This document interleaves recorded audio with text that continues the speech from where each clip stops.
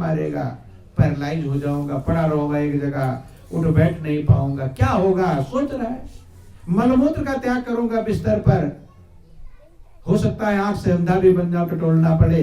कर्म बहुत बुरा किया है। जो अपने कर्म को सोचता है बंधुओं, उसका जीवन बदल जाता है, और जो नहीं सोचता वो ज्यों का त्यों रह जाता है। रास्ते पर सोचता हुआ जा रहा है, घर पहुंचता है।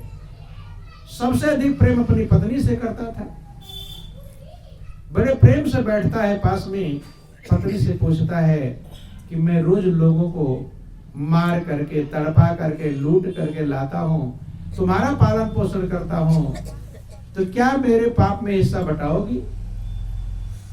तो कभी कभी उल्टे व्यक्ति की पत्नियां बड़ी समझदार होती है, कभी ऐसा भी होता है। शराबी है, खुद लोटा पड़ा है, पत्नी बेचारी जाती उसे भी पकड़ कर लाती है, बच्चों को भी खाना पीना बनाती है, झंझट रहता है, तो धीरे धीरे होशियार बन जाती। क्या बन जाती है? होशियार। बोलो वृंदावन बिहारी लाल की। समझदार लुटेरे की पत्नी थी, समझदार थी, बहुत बार समझाई थी, समझ नहीं पाया था, लेकिन आज समझाने का मौका। जब वो पूछता है मेरे पाप में तुम हिस्सा बटाओगी, पत्नी ने कहा आप मेरे पति हैं, मेरा विवाह करके लाए हैं, अब दोनों ड्यूटी बट गई है। बाहर कमा के लाने की ड्यूटी तुम्हारी है, और घर के बर्तन झाड़ू पोछा, खाना पीना बनाना, बच्चों का देखना, ये ड्यूटी मेरी है। और मैं तुमसे कई बार प्रार्थना की कि तुम पाप से मत कमा कर लाओ, मेहनत से कमाओ। मैं नम रोटी खाने को तैयार हूँ, झोपड़ी में रहने को तैयार हूँ, कम कीमत के कपड़े पहनने को तैयार हूँ, लेकिन जब तुम्हारा यही बिजनेस बन गया है, लूट मारना ही, तुम अपनी आदत को नहीं छोड़ते, अब मैं तुम्हारे पाप में हिस्सेदार बनने वाली नहीं। एकदम हृदय पर बहुत कष्ट लगा बंधुओं, क्योंकि मनुष्य को जब भी ठोकर लगती है तो अपनों से लगती है। किससे लगती है? अपनों से लगती है।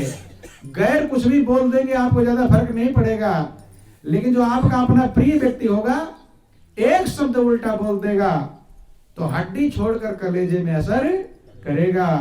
खाना खाने का मन नहीं कहेगा, बिस्तर पर जाओगे नींद आएगी नहीं, एक आध टाइम भूखे भी रह जाते हैं। और रजाई बाहर जाकर सड़क पर रोते हो या रजाई में छिप छिप कर? कहाँ रोते हैं? कोने में जाते हैं रोने के लिए। बाहर क्यों नहीं जाते? अभी भी इज्जत बचा रहे हैं। किसका? वो तो उल्टा बोल दिया है, कष्ट हो गया है, घाव हो गया है, अभी इज्जत संभाल रहा है कि लोग हंसे नहीं, कोने में जाकर छिप कर रोता है, रजाई में छिप कर रोता है। बंधु बोलो वृंदावन बिहारी लाल की जय, उमापति महादेव की। जैसे पत्नी ने कहा मैं तुम्हारे पाप में हिस्सा बटाने को तैयार, एकदम कष्ट लगा, इतना कष्ट किसी के लिए लूट मार कर रहा हूं, मेरी पत्नी को आराम मिले, गहने मिले, कपड़े मिले, हैं? इसको कोई दूसरे सताते क्यों हैं? ताकि मेरे परिवार को आराम मिले। बंधु, और यही मेरे पाप में हिस्सेदार बनने वाली। बच्चों से पूछा, बच्चे कहते पिताजी आपने हमें पैदा किया, मैंने प्रार्थना नहीं किया था, आपकी अपनी इच्छा थी, आपने पैदा किया, तो जब तक हम कमाने खाने लायक ना हो जाए, हमें कमाकर खिलाने की ड्यूटी तुम्हारी है। अब चाहे पाप से कमा कर लाओ, चाहे पुण्य से कमा कर लाओ, हम हिस्सेदार बनने वाले नहीं है। महापुरुष कहते हैं अपनों से जब ठोकर लगती है हृदय विदीर्ण हो जाता है।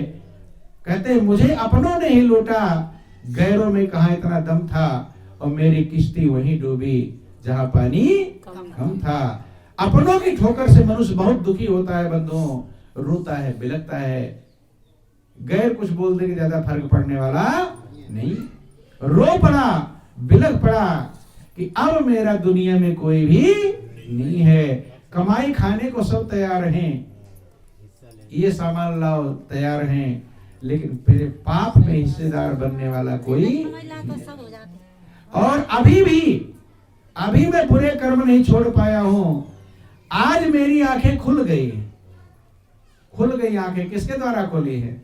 संत के द्वारा। इसीलिए कहा गया कि बिन सत्संग विवेक न होई, और राम कृपा बिनु सुलभ न सोई। अब कोई नहीं रहा, सबसे मोह ममता गायब हो गई। सीधे जाता है, जिन्होंने मेरी आंखें खोल दी, सच्चाई दिखा दिया, और मैंने क्या किया, उन्हीं को उल्टा पेड़ में बांध कर आया हूं। कसकर बांधा था कि खोल कर भाग, पता नहीं मर गया जिंदा बचा हुआ है, झाग निकला, कुछ भरोसा नहीं है। जाता है, सीधे चरणों पर गिर पड़ता है, आंखों में आंसू की धार है कि महाराज मेरे अपराधों को क्षमा कर देना, मेरे समान पापी दुनिया में कोई भी नहीं, मेरा कल्याण कभी भी हो सकता नहीं। संत बड़े प्रेम से कहते हैं कि भाई दिन भर का भोला हुआ अगर शाम को घर आ जाए तो उसे भोला हुआ कहते नहीं है। अब भी संभालो, संभाल सकते हो, जैसे कहा आप भी संभालो। एकदम चौंक गया, सोचा था मेरा पूरा जीवन बर्बाद हो गया है, लेकिन कहते अब भी संभालो। पैर पकड़ लेता कि महाराज मैं तो समझ रहा था मैंने पूरा जीवन बर्बाद ही कर दिया है, अगर संभालने का कोई तरीका है तो मैं सब कुछ करने को तैयार हूं। अब मेरी मोह ममता कहीं भी नहीं, कहो तो सर काट कर रख दूंगा, क्योंकि पता नहीं कितनों का सर काटा है, बस मुझे कल्याण का रास्ता बतला। तो संत क्या करते हैं, ये गौर कर लेना। रामायण लिखा गया कि संत विशुद्ध मिलहि परते ही, और चितवहि राम कृपा कर जेहि। विशुद्ध संत उसे मिलते, संत तो तमाम मिलते हैं, संत सबको मिलते हैं। गली गली में संत मिल जाते हैं, भिखारी भीख मांगने आता हो साधु कपड़े पहन कर आ जाता है, नहीं आता है। लेकिन संत किसे कहते हैं, गौर कर लेना। संत विशुद्ध मिलहि परते ही, और चितवहि राम कृपा करी जी। जिस पर राम कृपा करते हैं, प्रभु कृपा करते हैं, विशुद्ध संत, शुद्ध संत उसे मिलते हैं। और संत क्या करते हैं, थोड़ा समझने का प्रयास करेंगे। बोलो वृंदावन बिहारी लाल की जय, उमापति महादेव की। संत एक काम करते हैं कि जो आप नहीं समझ पाते वो संत समझा देते। जो जिंदगी भर में नहीं समझ पाया, संत उसे समझा देते हैं। और जिंदगी भर में क्या नहीं समझ पाया, थोड़ा गौर करेंगे, मौका मालिक ने दिया है, विचार करने का प्रयास करेंगे।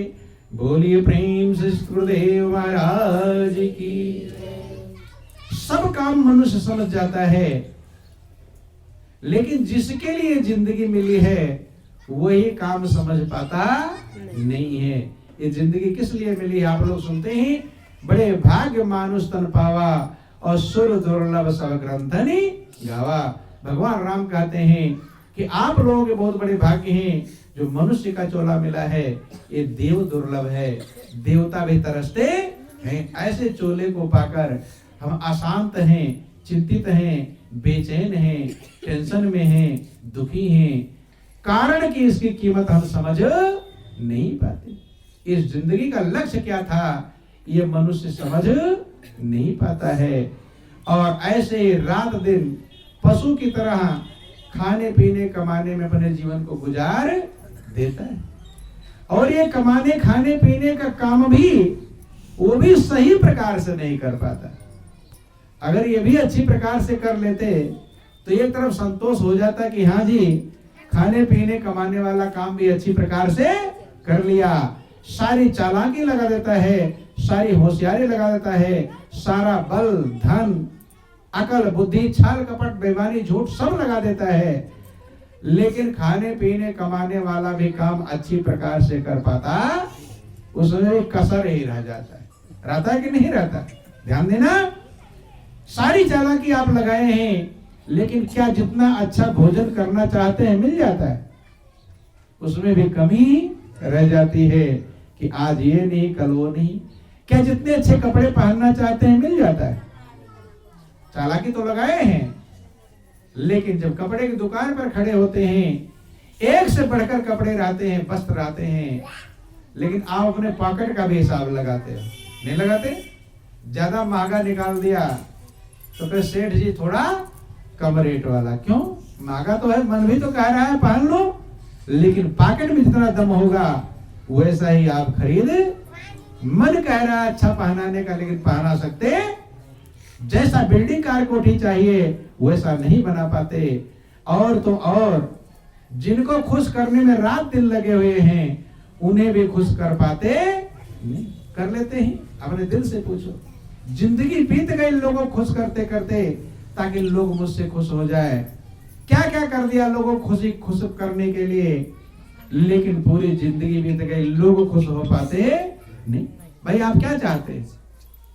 चालाकी बुद्धिमानी क्यों लगाया? देखिए हर व्यक्ति अपने आप को होशियार समझता है, कोई अपने आप को कम होशियार समझता नहीं है। लेकिन होशियारी दिखाई पड़नी चाहिए।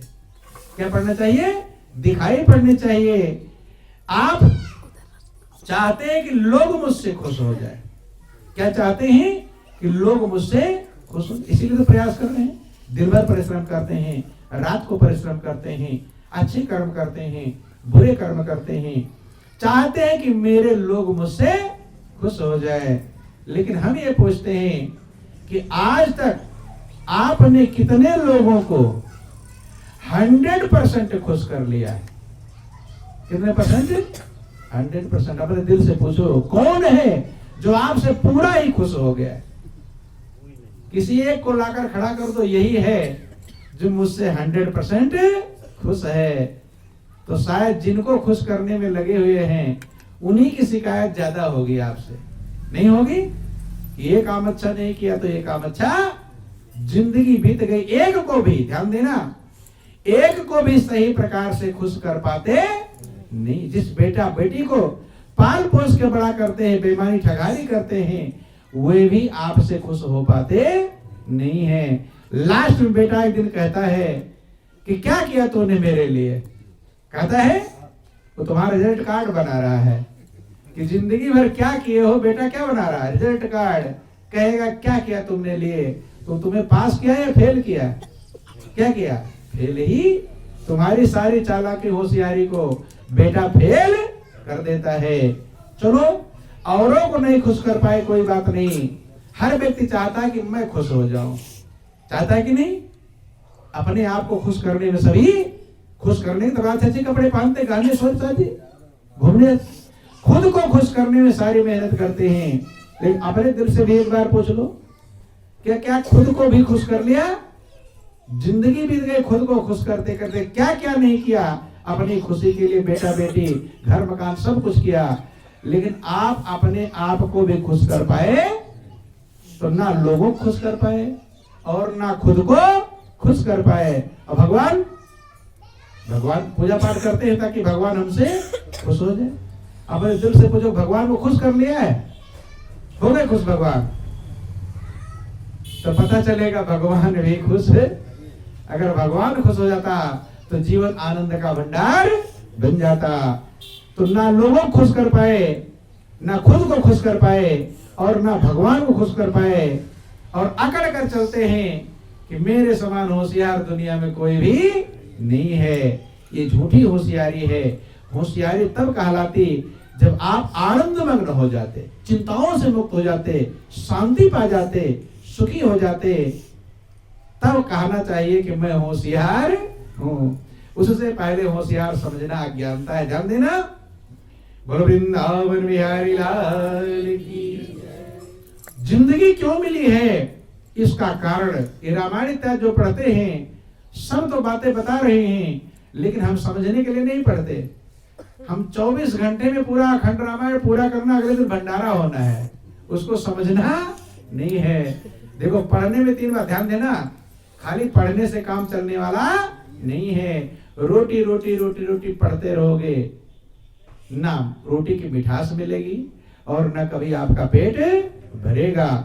अगर ये पढ़ते रहोगे रोटी खाने से पेट भरेगा, तो ये पढ़ने से पेट भरने वाला नहीं। उसको समझना पड़ेगा, रोटी का उपाय करना पड़ेगा, और जब खा लेंगे फिर कभी मत पढ़ो तो भी पेट भर जाएगा। ऐसे पढ़ने से बंधुओं, चाहे पढ़ो चाहे सुनो, दोनों बातें हैं। पढ़ने और सुनने में 3 बातें हैं। पहला काम पढ़ना या सुनना, भाई जो पढ़ा लिखा पढ़ लेगा, जो नहीं पढ़ा सुन लेगा। दूसरा काम उसे समझना, उस रामायण को समझना भी जरूरी है खाली पढ़ने से। और तीसरा काम समझने के बाद उस काम को करना। तीनों काम जब करेंगे तब आपका जीवन आनंद मग्न होगा। और खाली पढ़ लेंगे तो कल्याण होने वाला नहीं। इसीलिए कहा दिया पोथी पढ़े पर जग मुआ पंडित भया न कोई, और ढाई आकर प्रेम का पढ़े सो पंडित। तो जिंदगी क्यों मिली है वो रामायण समझा रहा है बंधुओं। कहते हैं कि अगर सारे गुण आप इस जिंदगी को पाकर प्राप्त कर लो, लेकिन एक गुण आपके अंदर ना हो। वो रामायण में लिखा गया कि भक्ति बिना गुण सब गुण ऐसे, और लवन बिना बहु व्यंजन जैसे। सारे गुण मतलब कोई गुण दुनिया का ना बचा हो जो आपके पास मौजूद। पढ़ना लिखना जानते हो, गाड़ी चलाना जानते हो, गाना बजाना जानते हो, शिल्पकार के पढ़े 100 साल 18 पुराण देखे, वेदों को आज से अंत तक छाना है। शिल्पकारी, कला, वैज्ञानिक, गणित, सारी चीजें आप सब आप जानते हो, लेकिन एक गुण अगर आपके अंदर नहीं, वो है भक्ति का। किसका गुण नहीं है? भक्ति का। तो भक्ति बिना गुण सब गुण ऐसे, और लवन बिना बहु व्यंजन जैसे। सारे गुण ऐसे बेकार हैं जैसे नमक के बिना भोजन बेकार। सारे मसाले डाल दो, अच्छी पनीर, सब प्रकार की सब्जियां बना दो, लेकिन उसमें नमक ना डालो तो स्वादिष्ट लगेगी, फिर स्वाद मिलने वाला नहीं है। ऐसे आप जिंदगी में कितना पैसा इकट्ठा कर लो, कितनी अच्छी बिल्डिंग बना लो, कितना कार कोठी, परिवार, पुत्र, बेटा बेटी, नाती पोते, सब कुछ कर लो, लेकिन एक काम अगर नहीं कर पाए प्रभु की भक्ति, तो आपके सारे गुण बेकार हैं। यहां तक कह दिया गया कि जिसके अंदर प्रभु की भक्ति नहीं है वो मुर्दे के समान है। किसके समान है? मुर्दे के समान। रामायण में लिखा गया कि जिनके हृदय भगति नहीं आनी, और जीवत सब समान ते प्राणी। जिनके हृदय में प्रभु की भक्ति नहीं उत्पन्न हो पाई, वो प्राणी जीते जी मुर्दे के समान है। किसके समान है? तो मरा मुर्दा सब देखे होंगे, नहीं देखे हैं? सभी जो मर जाते हैं। लेकिन जिंदा मुर्दा उसे कहते हैं जो मनुष्य की जिंदगी पाया, लेकिन प्रभु के चरणों में प्रेम नहीं कर पाया, प्रभु की भक्ति नहीं कर पाया। जिनके हृदय भगत नहीं आनी, और जीवत सब समान ते प्राणी। वो प्राणी सब के समान है, लाश के समान है, मुर्दे के समान है। तो अगर प्रभु की भक्ति नहीं कर पाया तो मुर्दे के समान है। और मुर्दा जहां रहता है वो जगह क्या कहलाती है?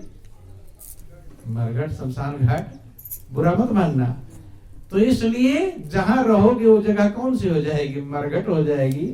इसलिए अगर जगह को मरघट से शुद्ध करना है तो प्रभु की भक्ति करनी आवश्यक है।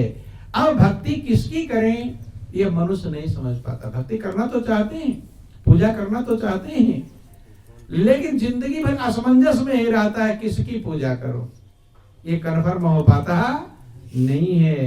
बंधु, नाम जपना है तो भी झंझट। कौन सा नाम जपूं? झंझट रहता है कि नहीं रहता? और जहां जाओगे उसी नाम की महिमा है। जैसे अयोध्या चले जाओ तो हर मंदिर में श्री राम जय राम जय राम, श्री राम जय राम जय जय राम, सीताराम सीताराम, श्री राम जय राम आता रहता है, सुनते रहेंगे तो दिल कहेगा भाई श्री राम जय राम मुझे जपना चाहिए। और मथुरा वृंदावन में चले गए तब राधे राधे राधे राधे, यहाँ तक गाते राधे राधे जपो चले आएंगे मुरारी, हैं? राधे राधे जपो चले आएंगे मुरारी, राधे राधे जपो मुरारी चले आएंगे तो और अच्छा बात है, दोनों आ जाएंगे। तो सोचता है आदमी कि राधे राधे जपो, क्या जपो? राधे राधे। अब चले जाओ भगवान शंकर के मंदिरों में तो वहां पर ओम नमः शिवाय, ओम नमः शिवाय, या उज्जैन चले गए जय महाकाल जय महाकाल, जहां जहां जाएंगे उसी की महिमा है। देवी माँ के मंदिरों में चले जाएंगे तो जय माता दी जय माता दी, नहीं समझ में? जहां जहां जाए, जिस ग्रंथ को पढ़ेंगे उस ग्रंथ में उसकी महिमा है। रामायण पढ़ेंगे तो राम की महिमा है, भागवत पढ़ेंगे तो कृष्ण की महिमा है, शिव पुराण पढ़ेंगे भगवान शंकर की महिमा है, देवी भागवत पढ़ेंगे देवी माँ की महिमा है। तो अब आपको सब कहते भाई भगवान का नाम जपना चाहिए, लेकिन क्या नाम जपेंगे? तो तमाम जपते रहेंगे तो झंझट है। गौर करना, मरते समय फिर छांटना पड़ेगा नहीं सर? रामायण में लिखा गया कि मरतहु जासु नाम मुख आवा और अधम मुक्त होए श्रुति गावा। मरते समय भी अगर प्रभु का नाम आ जाए तो अधम से अधम प्राणी भी मुक्त हो जाए।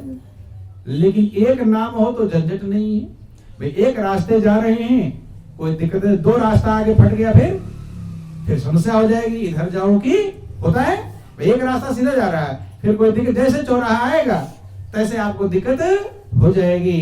कन्फर्म होना चाहिए बंधु, ध्यान देना। हाँ। बोल वृंदावन बिहारी लाल की। और नाम आज ही कन्फर्म होना चाहिए, मरते समय नहीं कन्फर्म कर पाओगे। मौत का समय आ गया, आप सोचोगे ये जपोगे दुविधा में मरेंगे, कि दुविधा में दोनों के माया मिली ना राम। अभी कन्फर्म होना चाहिए कि मुझे कौन सा नाम जपना चाहिए, और उसी का अभ्यास अभी से जब करेंगे तब मृत्यु के समय जप पाएंगे। क्योंकि बिना अभ्यास के कोई काम होता नहीं है। अगर साइकिल चलाने का अभ्यास नहीं किए हैं तो चला लेंगे, बिना अभ्यास के साइकिल भी चलती नहीं है। क्योंकि मृत्यु की घड़ी बड़ी दर्दनाक होती, दुखद होती है, सुखदायी होती है। क्या होती है? दुखदायी होती है। क्यों दुखदायी? थोड़ा गौर कर लेना। बोलिए प्रेम से सुखदेव महाराज की। क्योंकि अभी आपके घर में सारे सामान हैं और एक सामान खो जाए तो खुश होगे कि बेचैन? सारे सामान तो हैं, एक ही तो खोया। एक मोबाइल ही खो गई तो खुश होगी बेचैन? बेचैन। घड़ी खो गया, कुछ भी खो जाए, देखो सारे सामान मौजूद है, एक ही सामान खोया है, बेचैन हो गए। लेकिन मौत के समय एक सामान नहीं, सारे सामान खो जाएंगे आपसे। नहीं खोएंगे तो कम दुख होगा, ज्यादा। सारे सामान छूटेंगे तो ज्यादा ही दुख होगा। ध्यान देना, अभी परिवार में 10 लोग हैं, एक की मौत हो जाए तो दुखी होंगे कि खुश? दुखी। 9 तो फिर भी हैं, 9 खुश नहीं कर पाएंगे, एक जो मर गया है वो दुखी कर देंगे। और जब आपकी मृत्यु होगी तो एक नहीं छूटेगा, सब पूरे परिवार, रिश्तेदार, हित मित्र जिनके लिए लव लगाया था, प्रेम लग, सब छूटेंगे। तो कम दुख होगा, ज्यादा दुख होगा। और ज्यादा दुख में अकल काम करेगी, फिर भगवान का नाम कैसे